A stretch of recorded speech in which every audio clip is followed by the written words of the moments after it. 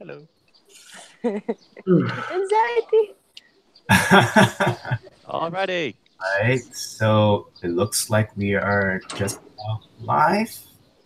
Mm, hello, and hey everybody who is watching this stream right now. Welcome to Freeplay 2018's online sessions.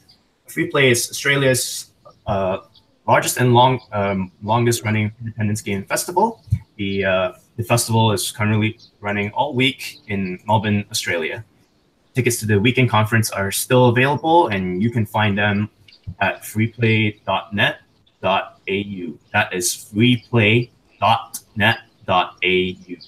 If you'd like to join the conversation, our hashtag is at hashtag freeplay18. One more time, that's hashtag freeplay18.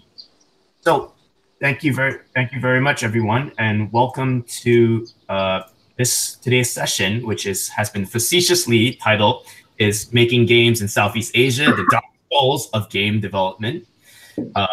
Spoiler: it is not, but it is definitely not an easy time for a lot of the devs in the local scene. Due to a unusual in the regional scene, influence of geographical, political, and cultural factors that we'd like to dive into today. So I am your host, Brian Kwek. I'm the founder of the micro publisher Isbrit Games, based in Singapore, and I'd like to introduce our wonderful panelists today. We have with us, starting from the ladies, we have Gwen Foster, tech director at Ritmo Learning Lab in the Philippines, and also a board member at IGDA Manila. Gwen, say hi. Hello, everybody. Do I do Yo, my intro now? let's do everyone. Then we'll kind of go a little bit into what you guys have been, what each of you have been up to. After Gwen, we have Tidarat Thanapakpawin, Yes. president of the Thai Software Game Industry Association, and also a member of Nova Leaf. Was it? Yes. Yeah. So that's Tidarat. Hi. And after Tidarat, we have Kris Antoni Hadiputra, founder of Toge Productions, a development and publishing studio in Indonesia. Say hi, Kris. Hi, everybody. That's Kris, very handsome fella. Oh, thank you. And we have, last but not least, we have Hilmy Abdul Rahim, game development lecturer at KDU University College in Malaysia, and also he's got a what was it? You said 15 years of dev in Malaysia? About 15 years of teaching game development, about 4 years in the game industry as producer. But yes, that long. Right on. Hello, everyone. That's longer than I've been around. But yeah, so Yeah. so everyone, these are our panelists for today. I'm just here to host, but I will talk. All of us are fair game for talking about delicious food in Southeast Asia on top of our Yes. development tracks.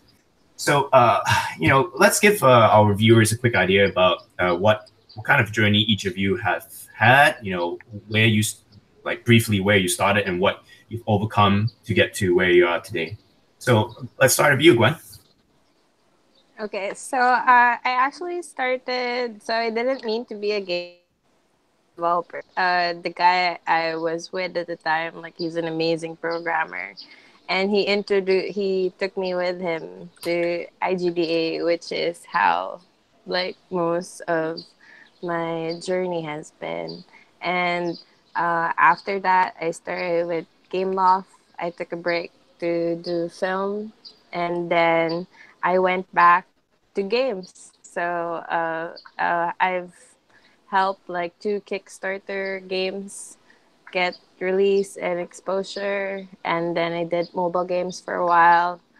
Then I decided to do like a indie section during one of our bigger game conference, which is ESGS. That's a plane. I live near the airport. Sorry about that. But yeah, and right now I started started a game studio called Imayan Game Studio, and what we do basically is we make politically relevant games. We're releasing a couple this year, and at the same time, like I literally have no free day because during weekends I do community meetups. I help run the Unreal user group. I help organize global game jam sites. I have no life but video games. I go around to conferences. And yeah, like we set up like a Discord channel and stuff like that. But it's really a lot about pushing, or what I do is I essentially push people to start making indie games, you know, and introducing them to publishers all over the world. And it doesn't just limit to Philippines because we're very geographically challenged and we're an island nation, multiple island nation, but uh, we grow the community in the sense that, you know, we celebrate everybody's success rather than, you know, dog eat dog mentality. So yeah, That that's that's really great to hear. Yeah, much of game development is well, it's trying to survive in 2018's game dev industry is kind of very dog eat dog world. Really great. We'll definitely want to hear about the Philippines, sense of camaraderie in a little bit. yes. Thank you. So next, let's hear from Tidarat. About your journey and how you got to where you are with game development.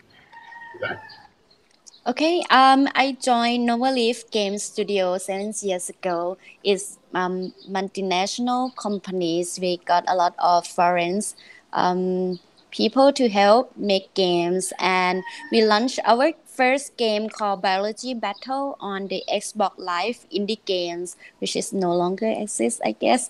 And then we found out that, you know, launching our own game and doing the marketing is not really suit our talents. So we then turned into like focusing more on making game from the other industries, or what you might have heard it as serious game.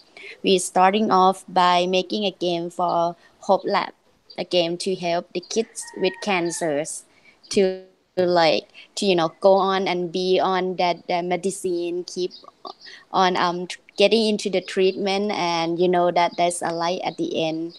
And yeah, me, I'm not really in an indie developer, but what made me really went to this session might be that later on I joined the IGDA Bangkok chapters and become a president of Thai Software Game Industry Association, and we have about 60 members.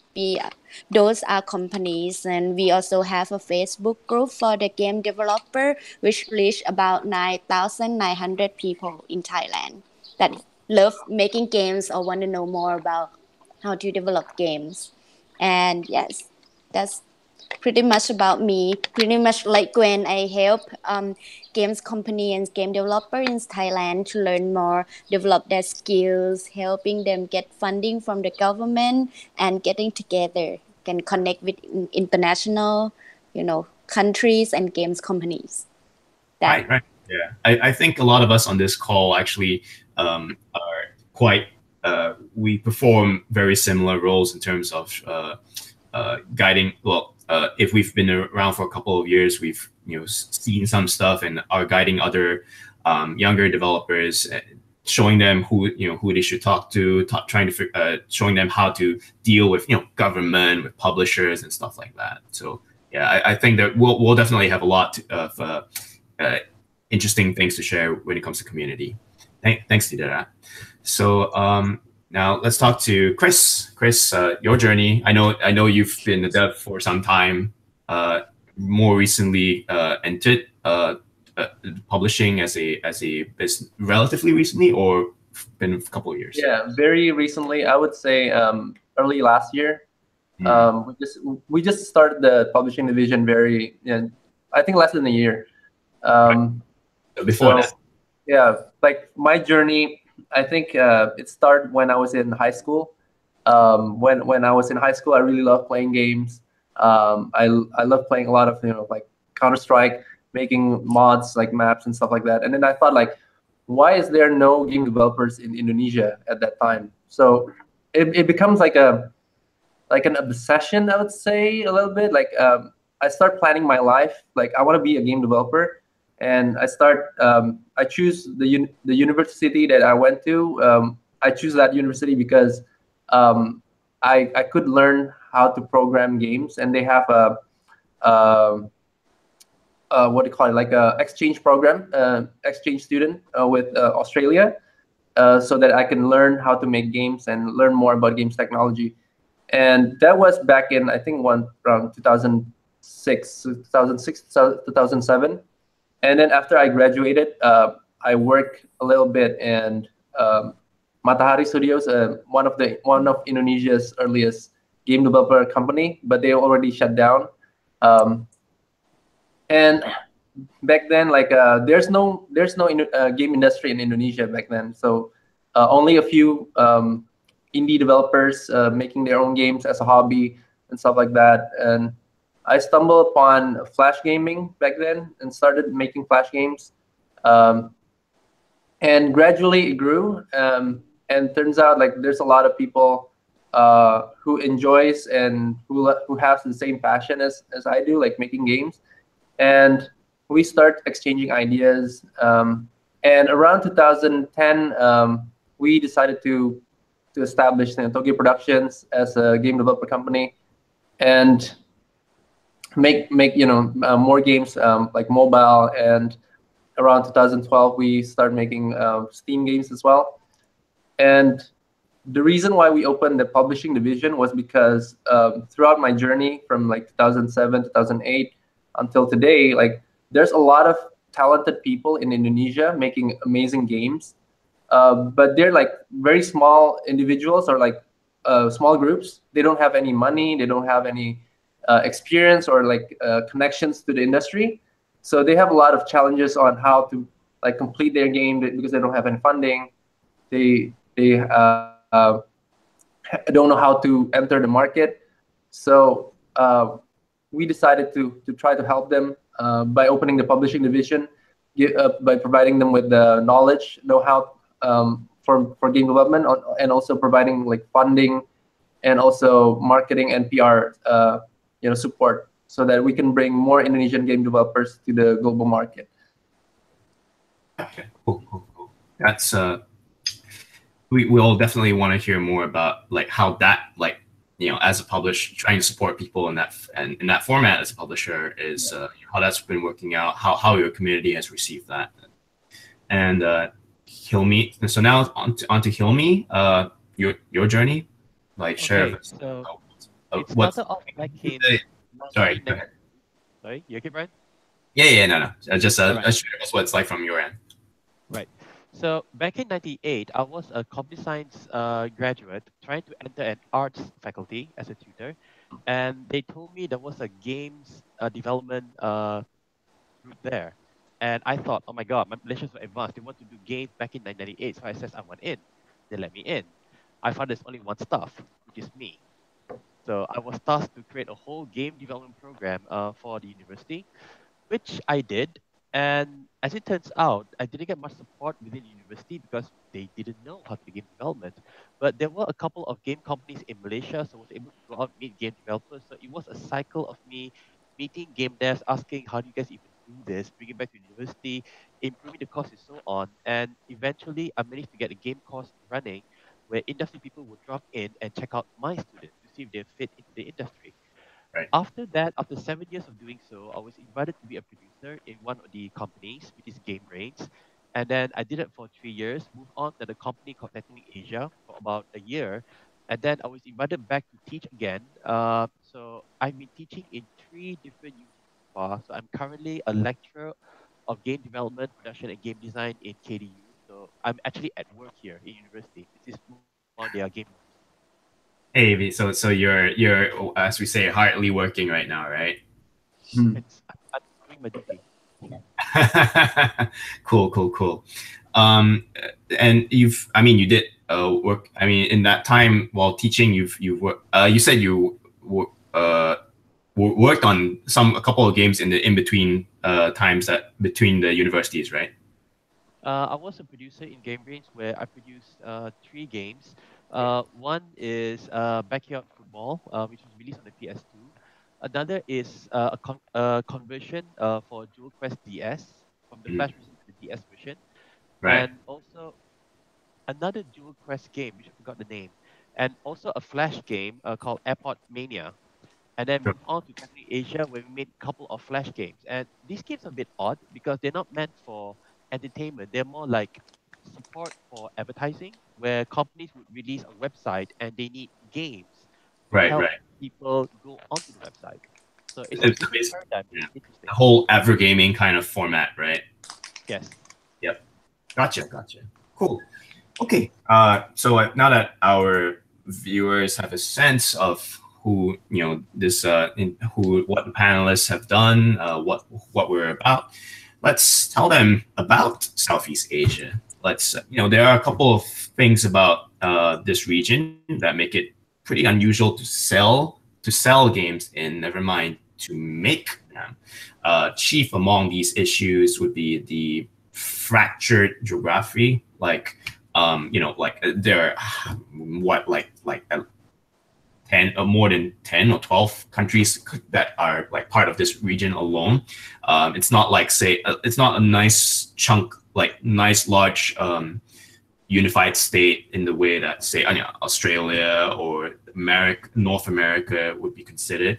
I guess we share some issues with like South America, but at least South America has they tend most of it speaks common language.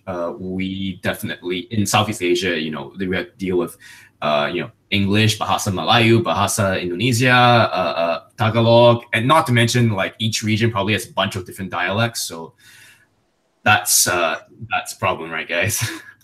Yeah.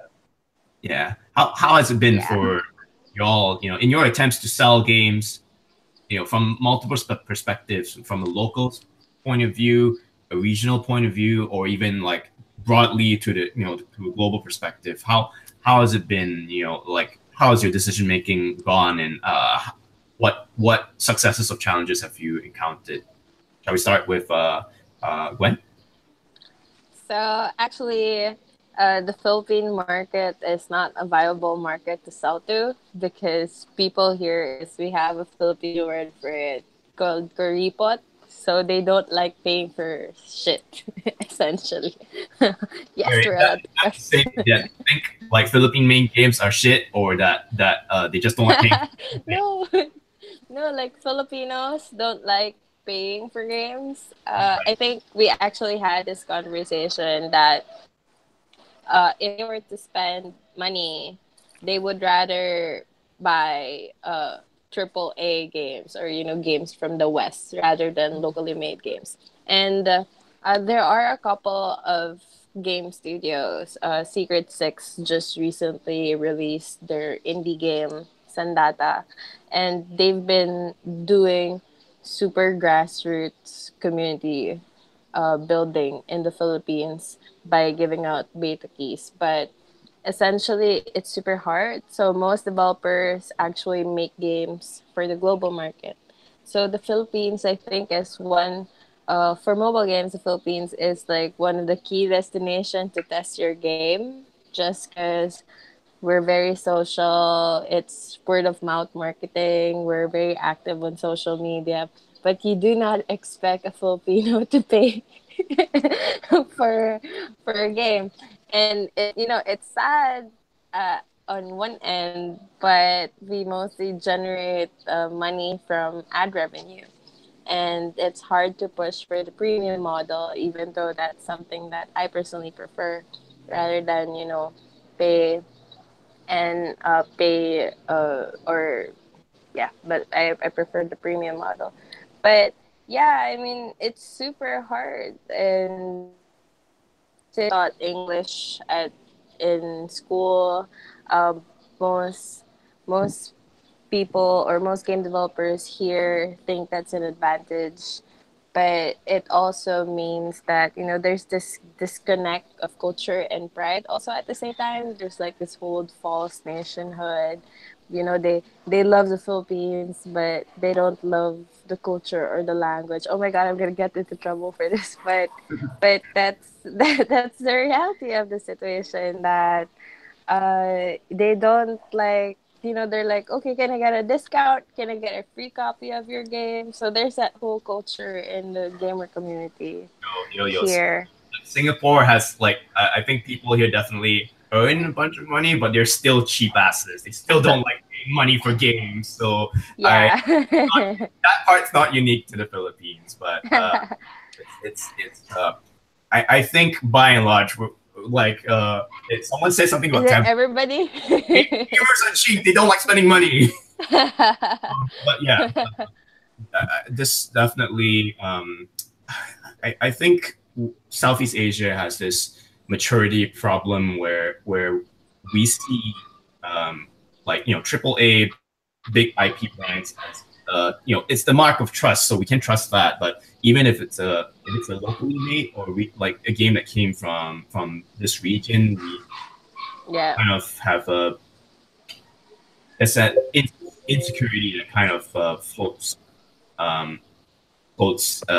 not in a kind of pokes at people and at these buyers and says, I'm not sure if I'm proud of my own countrymen yet, that sort of thing. Yeah. Does that sort of capture it? Yeah. Yep. That's exactly how it. Gotcha. Right. So, Yeah.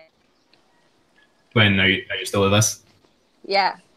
But there's also this whole because the actually it's not Filipino that's the most widely spoken language is Bisaya.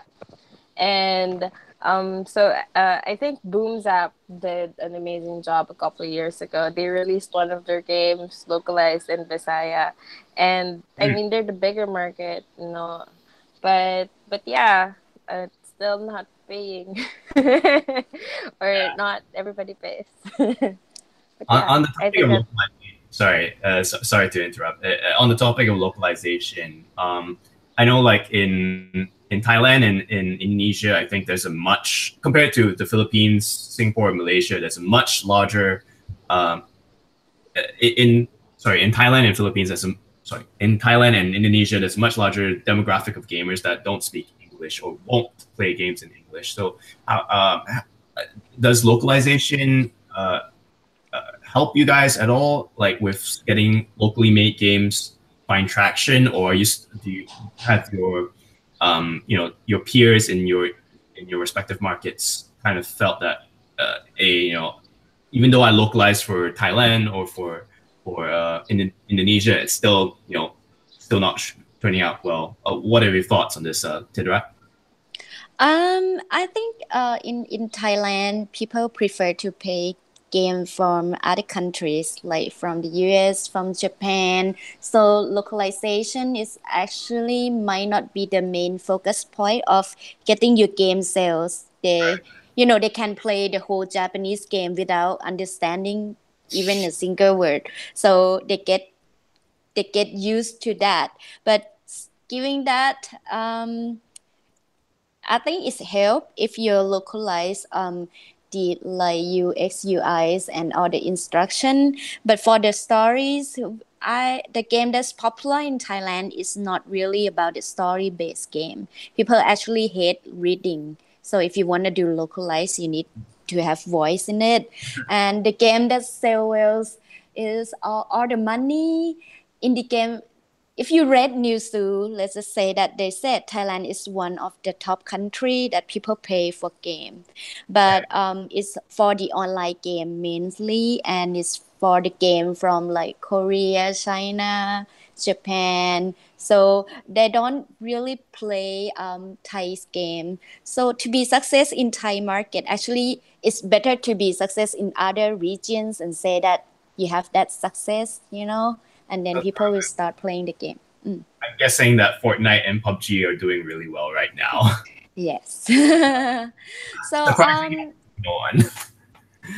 Um, thank you for the insight. What about you? What about Kris? How does it look in Indonesia?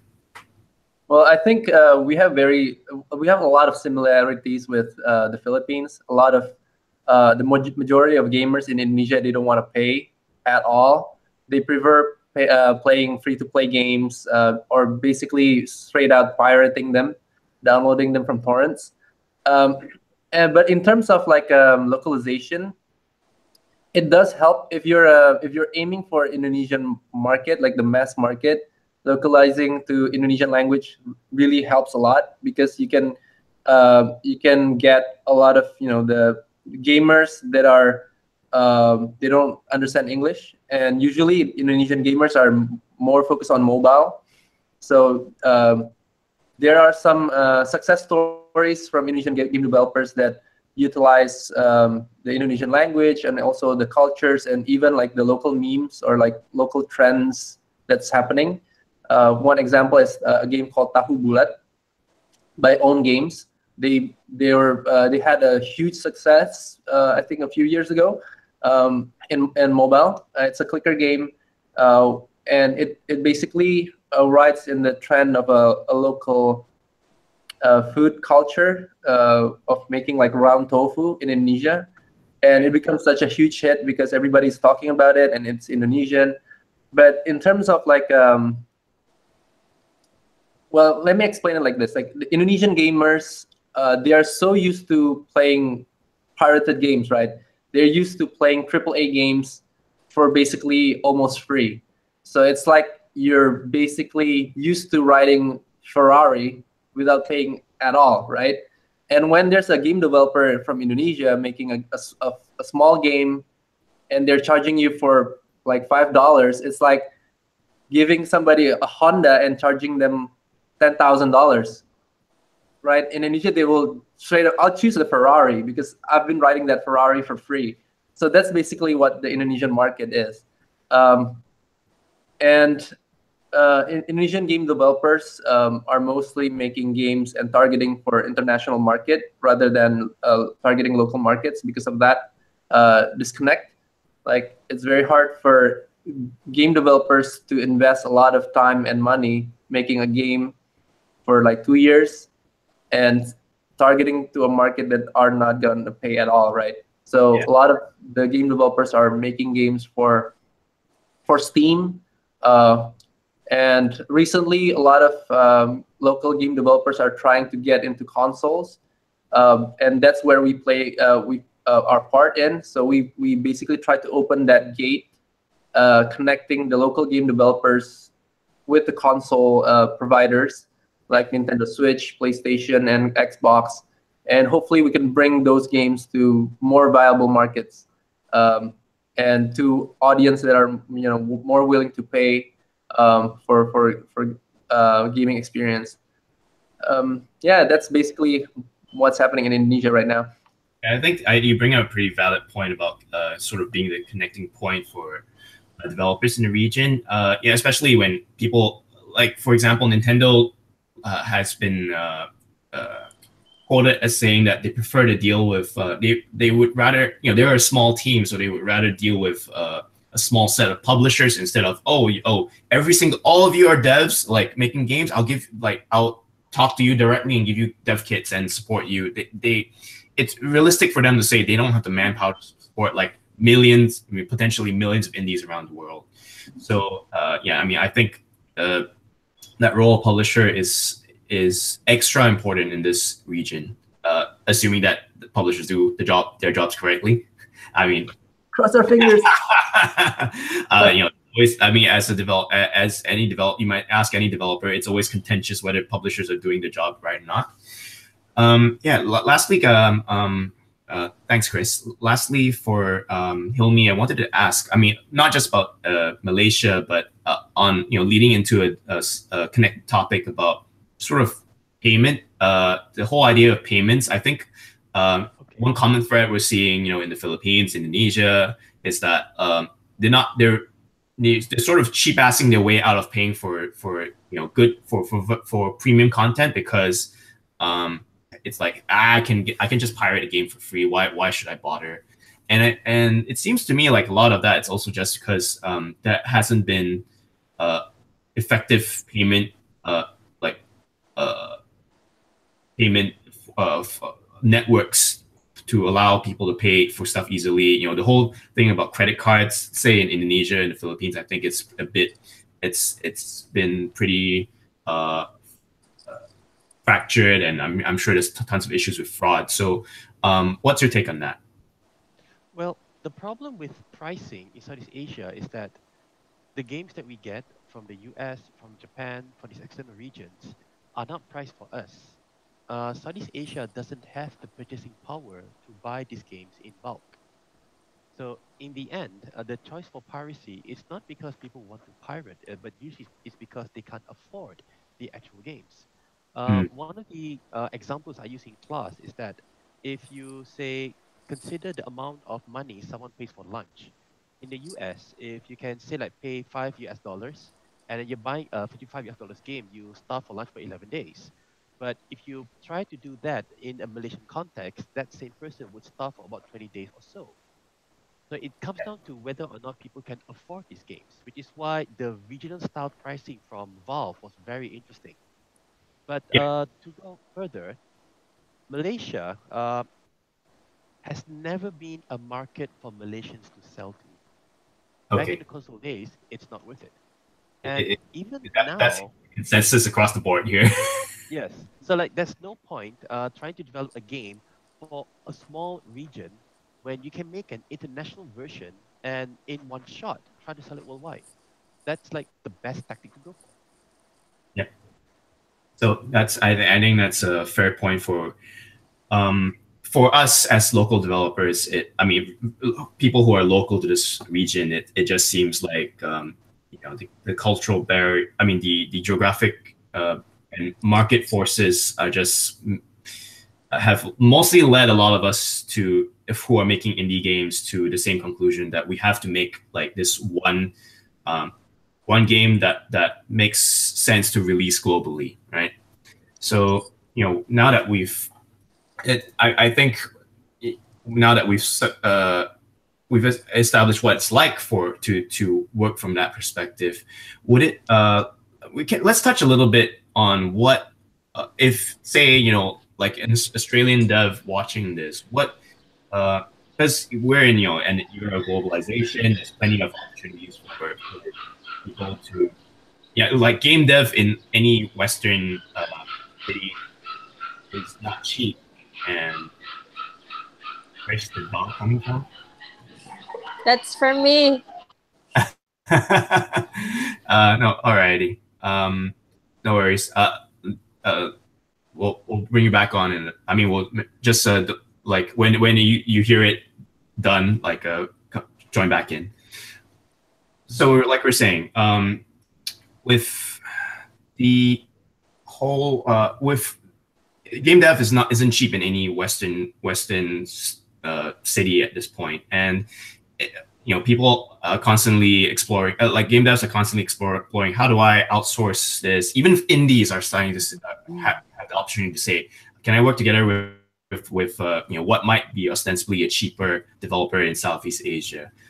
What would you what would you share or caution such a you know, like a dev coming from a foreign perspective? What are some challenges to working remotely with a dev in your part of the world? You know, say let's start with Tidarat.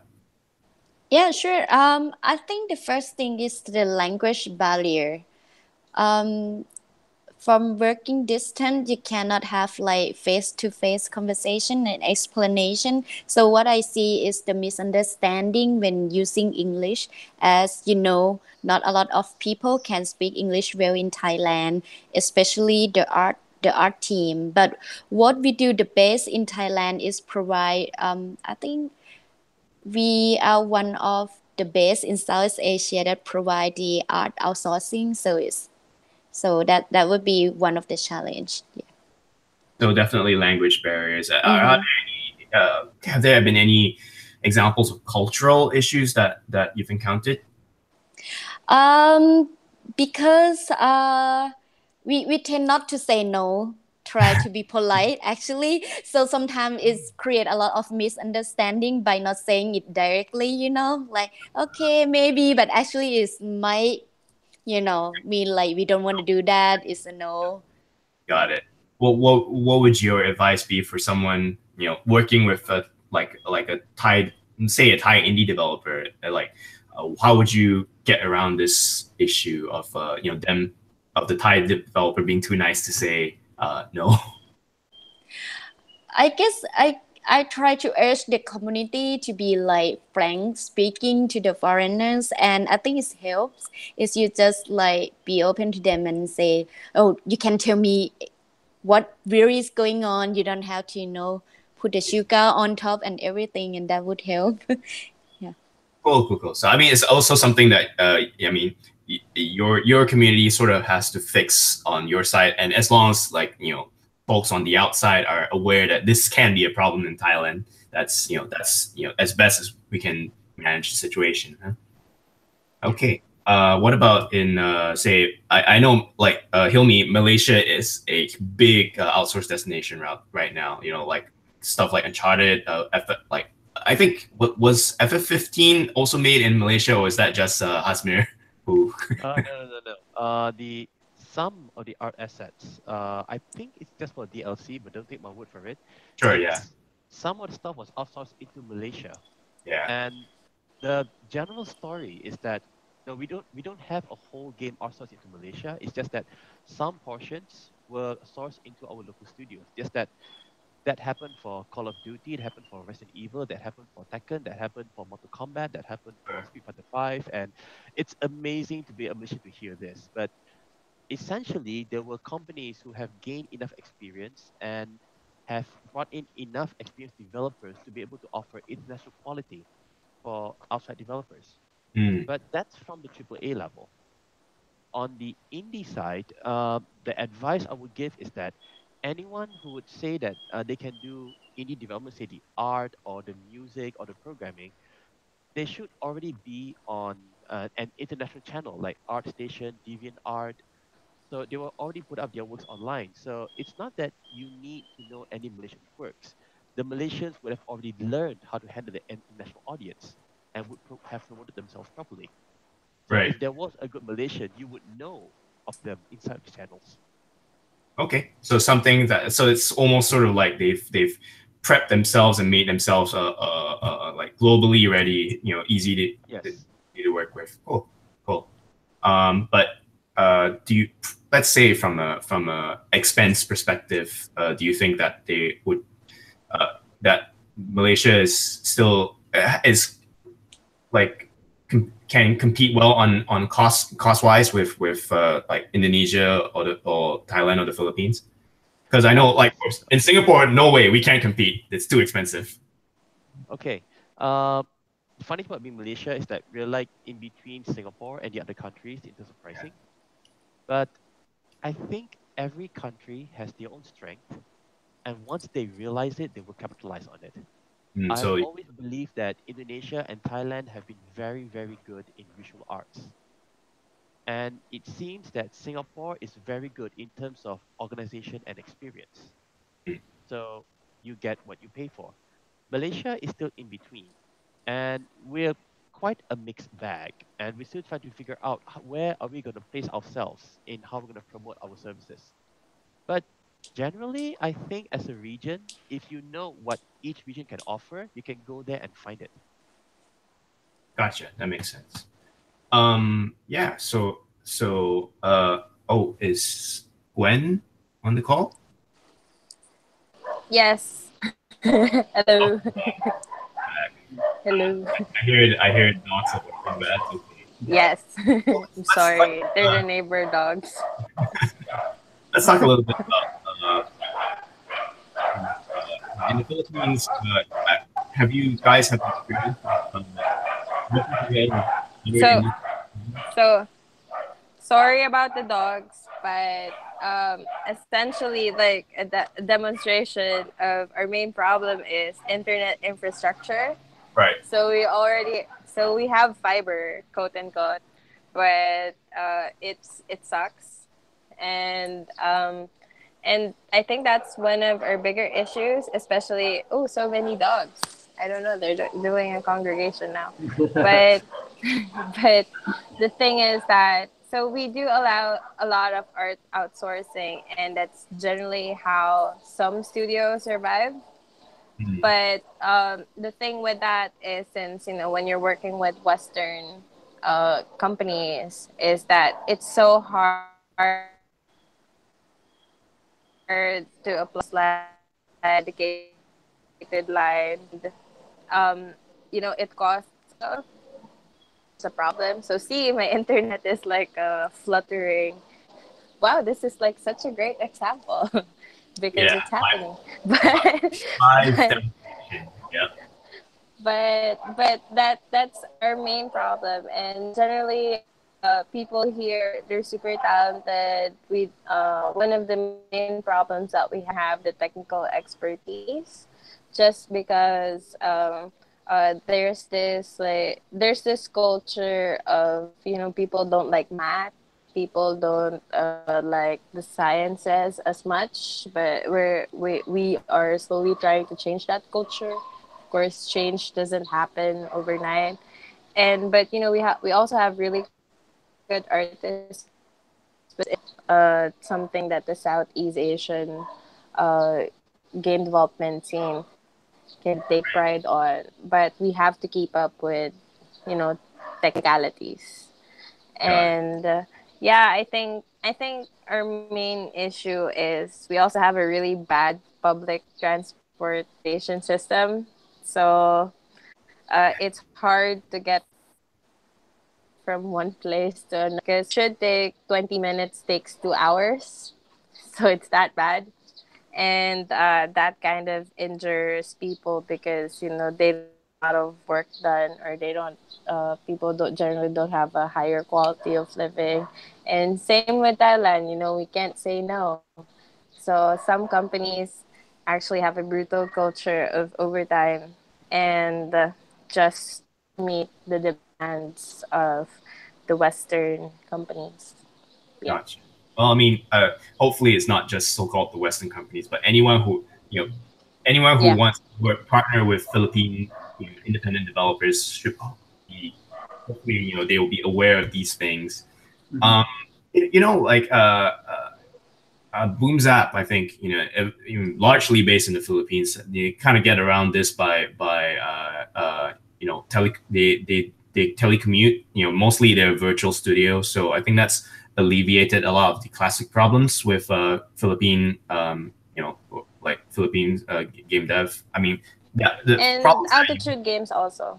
Oh yeah, A lot of the indie run studios are actually work from home.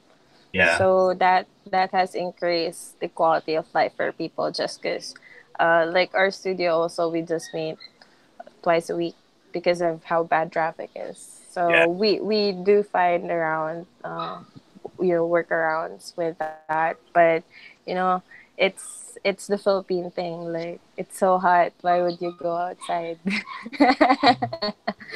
in the It's hot traffic? everywhere. We have about 6 minutes before I think we'll try and open up the floor to questions. So let's. There's one more topic that I think I'd like to go into, and I mean, which kind of leads from the previous question. Um, Talking about community building in these various parts of Southeast Asia, how we've how does the how culture, our individual national cultures, the cultures that are unique to each of our countries, how's that come along for each of you? What do you think has in your own culture made for a more successful bonding of the game of the indie? Well, let's talk about indie game developers as a community.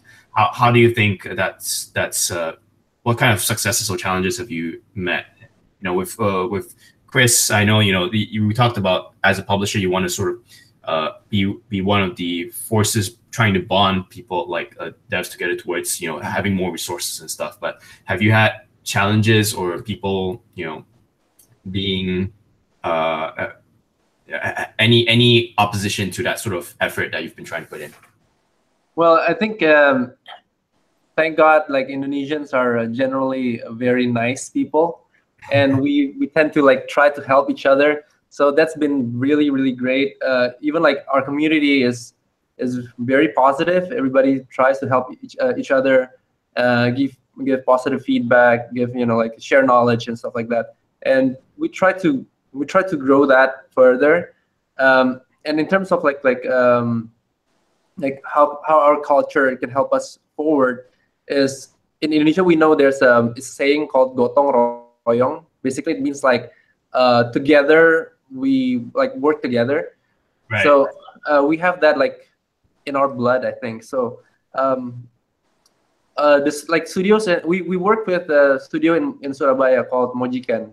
They are a group of artists. Basically the whole studio are artists. They don't have any programmers, but they really want to make games. They really want to make their own games and stuff like that.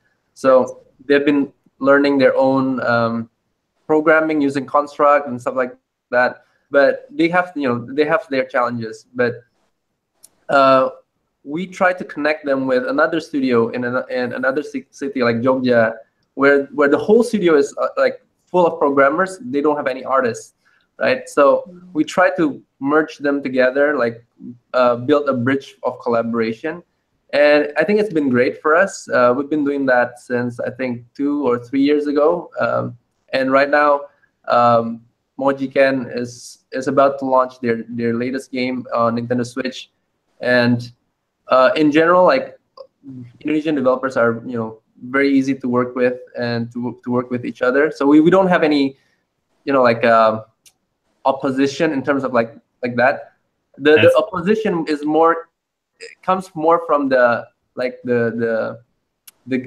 market and also the government. So it's more like external, like the government regulations and stuff like that. Since you brought up government, what kind of opposition do they offer? I mean, government is still part of culture in a way. Yeah. Well, they're not really opposing, but sometimes they make regulations without like considering like a few years ago, our government decides to put they made a new tax that basically will tax all creative industry. Oh. And like our creative industry is very small, and they already want us to tax that. It will kill our industry, right? So regulations like those have been like holding us back. Right. And sometimes like the government, some of them are willing to help the creative industry, but they're like a small portion. And the majority of the people in the government, they don't really understand how the industry works. So they treat it just like any conventional industry, right? Something that they feel they know, they implement it on the creative industry, even though it doesn't really work well.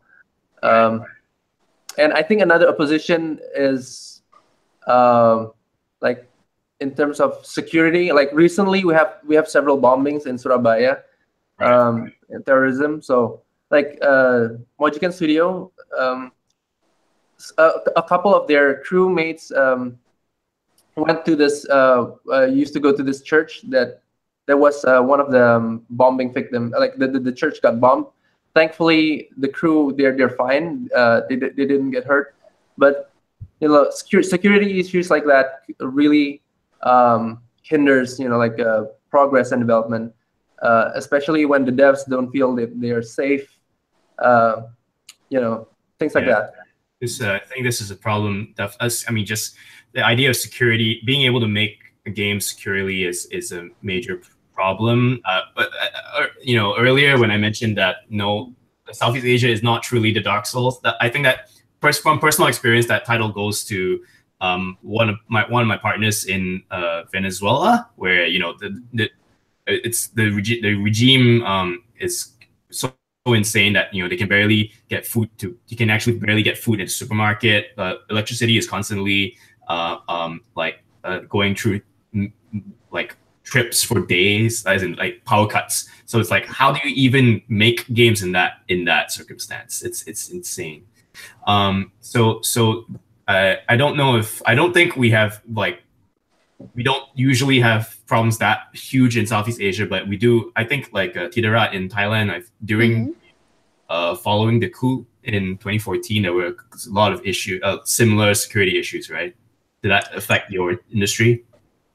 Yeah, at the beginning, it was like a lot of situations similar to what Kris might face it right now, but now it's turned out to be pretty good for the industry as the government trying to promote Thailand moving from the like heavy industry into more creative industry and using digital and internet to do the work and create more value for people and the business. So we got a lot of funding from different governmental unit that you can apply for and get it, and they seem to trying to promote it, but so we need to wait and see until the end, like what's going to come out.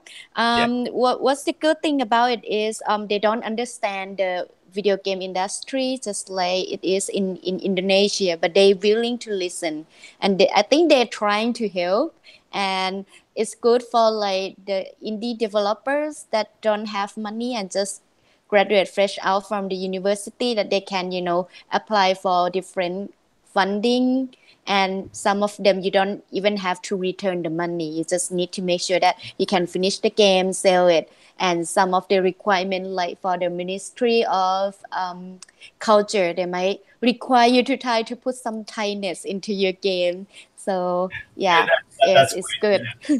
That's good. That's good. Gwen, let's hear about how our best friend Duterte has been affecting you guys. Has the new regime affected you guys in any significant way, or just more of this game? I'm sorry. It's so sad. I now laugh about it. But so the Game Developers Association of the Philippines is the business association of game development, and they've been around for almost a decade, or I think a decade. And the thing with them is that during the previous administration, they actually made solid plans on trade shows where people get funded to go to like XDS, which for outsourcing, to Gamescom, to GDC, and that was amazing. But when the administration, so all of that funding got lost, like literally zero, and just because that all that money is being redirected to the super absurd drug war in the Philippines, and which is same with Kris. It's a lot of people don't feel secure going home. But if you're a foreigner going to the Philippines, it's you have almost nothing to worry about unless you're like Taiwanese or like Chinese and you plan to set up like a med factory here. But just because there's a lot of incidents of misidentification and people getting shot off the streets by policemen. So that's it's not even terrorism that's the problem. It's the government, or not all of the government, but we have a really amazing Senator Bamakino who does so much, in terms of tax. But unlike Thailand, we have like zero access to funding.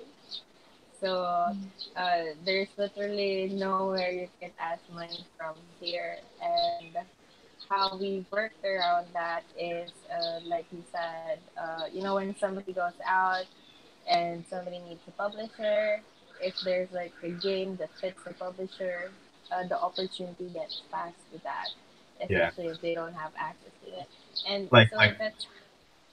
I mean, like how you connected with the guys at another indie in China to publish Acquired, right? Yeah. Yeah. But essentially, that's how it's been working.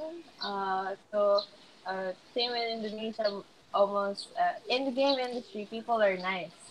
So we have like a couple of characters that we should never associate with, but but other than that, everybody's been lovely, and we have this culture because when Ubisoft came to set up, a lot of companies really bled because their top people, of course, migrated to Ubisoft. But talking about it now, it's essential if they do want to get better in terms of technicality and in terms of training, knowledge, and skill. I think in a global scale, generally, some of the most successful indie games are from people who did leave AAA companies.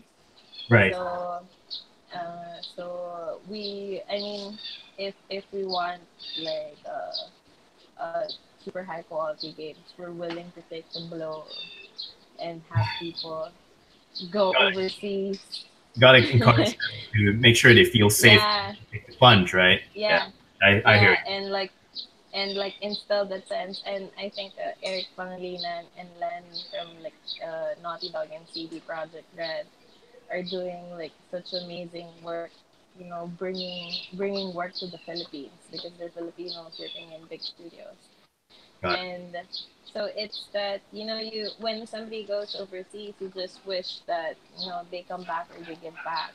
But at the end of the day, you do what you can, and if an opportunity arises, you give it to someone who deserves it.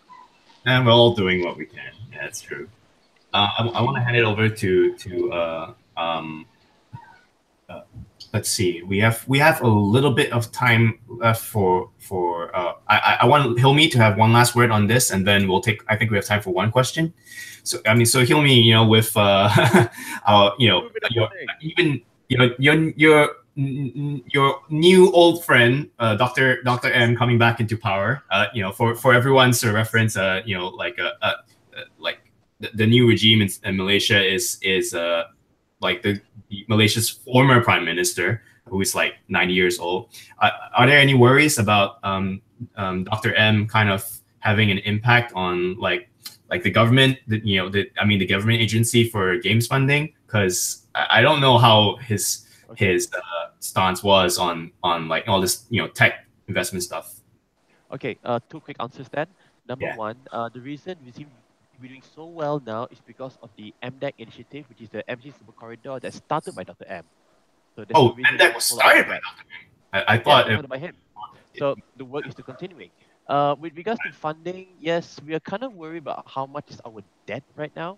Yeah. But since we're talking about indie devs has never worried about how much money the country has because they figure out whether they can survive. So I think our indie devs will do just fine. that's good to Short hear. answer. Nice. That's fantastic. I mean, but in terms of community, like have you seen any trends or issues with Malaysian devs trying to reach out to the world? The focus is on getting games, to the Western market, so to speak. We've been doing incredibly well because what's been happening is that there's a whole bunch of conventions happening, like the Casual Connect, Yeah. and we've been getting winners from all over the Good. region, and they get to go to San Fran and so on. And this is what brings each of our country devs out, and that's where the definition of countries stop making sense because in the end, any developer now can develop for anyone, anywhere in the world, promote anywhere in the world, and be known anywhere in the world. It's a That's whole actually new world now. extremely true. That is super true. All right. All right. To end off, there's one question from Twitter that I'm looking at. Let's see. From @ToothSoup, he asks all of us: has anyone had any success with teaming up with Australian developers, either for making a game together or finding funding in your respective jurisdictions? Any the four of you have any experience? I have I different. actually Okay, okay. Kris Go, first. go, Then go ahead. Go ahead. No, Yeah. it's okay. Gwen, you go first. But we are actually applying for the Australian aid grant right now. Yay! If anybody knows there, like put in a good word. But our what we plan to do if we do get that grant is to help Marawi, which is a conflict area in the Philippines, have access to technology and education, and of course, through games. So we if that goes through, then that's probably the first time we're working with anything Australian. So But yeah, that's that's actually a much larger scale format of aid. You know, this is like directly foreign aid. We're not even talking about government grants for video games anymore, right? yeah, That's yeah. It's but it's that's that's really cool. Yeah. I mean, yeah. Chris, go ahead. Oh no, yeah. I just wanna. I don't have anything like that major, like when what the Philippines had, but we do have a lot of amazing Australian friends, game developer friends, especially like in Melbourne. And we haven't really collaborated on any projects yet, but they do seem like really amazing people. So hopefully in the future we could collaborate on new games or just sharing ideas in general. Gotcha. Yeah, I mean, personally, I'm really jealous of what Melbourne has with the arcade. You know, with so many talented developers and under one roof, and also with like government attention and sort of directed into and like that feeds into the support of that. You know, you folks have it really. That's definitely doing something right there.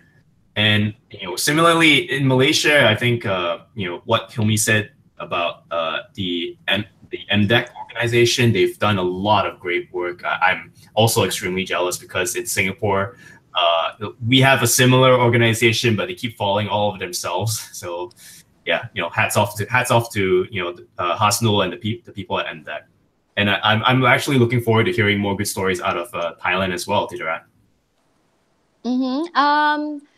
We don't have any collaboration with the Australian game developing companies yet, but last year, or I think last 2 year, the Australia embassy in Thailand invite a guest from Australia to come and talk about how they develop the indie environments and kind of live up being the indie developer, and that gain a lot of interest in among the Thai developer communities. So and this year we received like a contact from Creative Victoria. So we are hoping that there would be more that we can learn from Australia, and yeah, we kind of envy them to see how the government supporting them, and hoping that one day we have a work, between Thai and Australia. Cool. I mean, I'm for both Thailand and Australia's sake. I hope that leads into something really cool. Let's see. I think we're almost out of time. But I think we've covered more or less covered the questions from online. So, anything else you guys, any of you would like to share with our viewers at Freeplay? I would say one thing. Yeah. In the period of October and November, there's like a whole bunch of game conventions happening within the region. So yes, in that period, Melbourne International Games is also happening. But if there are any Australians curious about checking out our game dev scene, those 2 months are pretty good months to drop by. You said September and October, was it, Hilmy? October, November. October, November. So Level Up KL in Kuala Lumpur is when? What are the dates? Sometime in November. Sorry, I don't have the exact date. Yeah, all right. And I think it's the first week of November because it's right after ESGS. Because normally it's game start in Singapore is that's second week of October or third week, and then fourth week is normally ESGS, which is at the same time almost every year as GCAP and PAX Australia, and then after it's Level Up, and then after Level Up normally it's Thailand game show. So those are actually the meat of the conventions. And Game Prime in Indonesia happens during July, and I'm going there. But Yay. yeah, I mean maybe we could coordinate something just so that the Australians can come to Southeast Asia, and then we could also go, just because that whole month of October November is insanely crazy in Yeah, terms of game conventions. Yeah. from the Australian dev perspective, also, I think it's hard. It's going to be hard to dodge the whole Australian Games Week with GCAP and PAX, but definitely I would recommend if you. I would recommend trying to make it out to either ESGS or uh, well, if you want an event that doesn't clash with PAX, Game Prime and or Level Up KL I think they're really great shows to look out for. So we'll try posting some details about these on Twitter or on the YouTube comments. Feel free to look those up, and if you're interested in checking these shows out. Final question to end the show: if you had to recommend a single dish from your country that someone in Australia should check out, what would it be? Wow. A single dish? Wow, Indonesia have like thousands of dish like Man, food. you get one. Wow. I Sate mean, kacang. That's really hard. That's so mean, Brian. You're so mean. You're so mean. Dish. Oh my god. why don't we start with Stay what is- longer than a day and have more than one. Yeah, it's true. Filipino buffet. A buffet. Oh no, buffets are the worst, right? They'll give you like substandard versions of everything. So from Thailand, in this time, in this season, if you come to Thailand, So, try durian sticky rice. Wow, durian. Sticky rice, and if you Durian. hate the smell, you try the fried durian with no smell but tastes good. Oh, Just if you wanna try it, yeah. I would want to try it. I invite all you very adventurous folks watching this to try it too. for Indonesia, I would say I think soto, because we have like hundreds of types of soto. Just you can try one each day. Like Soto I mean, is like like a, I don't know how to say it. Like it has soup and chicken and everything. like yeah.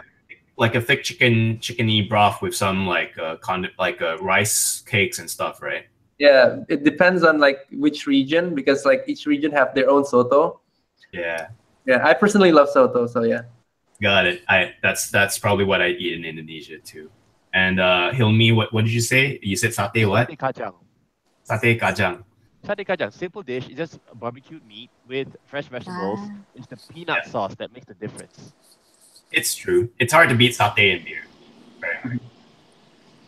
Okay, Did we get yours? on my case, this is such a mean question, by the way. But my personal favorite is lechon. So it's On. pig. Yeah, so lechon. But I think for everybody, you'd have to try if it's peanut based kare kare, and everybody loves sinigang, which is like a soup based broth. But if literally just one, this is such a adobo. So, and it's better if you get native chicken. And they have also, same with Indonesia, they have different variations of it. But it's honestly the best food. You could leave it in your fridge for like 4 days and it would taste better. So so yeah. Interesting. All right, cool. And one last word from the Singapore perspective. I mean, I personally recommend everyone, like, I think it's a crime to leave Singapore without trying laksa. But the thing is that, like, I hear you guys in Australia have this thing called Australian laksa, and I'm like, what? What is that? Because down just in between Singapore and Malaysia, there's already plenty of arguments. Oh, there's a Singapore laksa. Even within Singapore laksa, there are 3 types of laksa, and we argue about one of them, which comes from Malaysia. So I don't know what this Australian laksa is. You guys come over here Singapore or Malaysia, try laksa and then tell us what's what, please. Please and thank you.